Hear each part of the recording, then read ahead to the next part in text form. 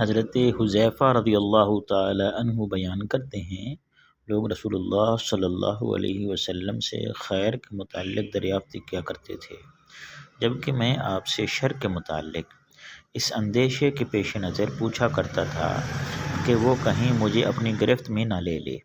وہ بیان کرتے ہیں، میں نے عرض کیا، یا رسول اللہ کے رسول، ہم جاہلیت اور شر میں مبتلا تھے، اللہ نے ہمیں اس خیر سے نواز دیا، تو کیا اس خیر کے بعد کوئی شر بھی آئے گا؟ تو آپ صلی اللہ علیہ وسلم نے فرمایا، ہاں۔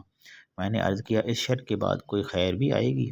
تو آپ صلی اللہ علیہ وسلم نے فرمایا، ہاں، لیکن اس میں کمزوری ہوگی۔ میں نے عرض کیا، اس کی کمزوری کا کیا ہوگا؟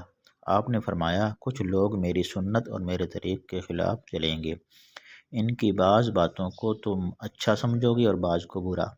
میں نے عرض کیا، کیا اس خیر کے بعد شر ہوگا؟ آپ صلی اللہ علیہ وسلم نے فرمایا، ہاں،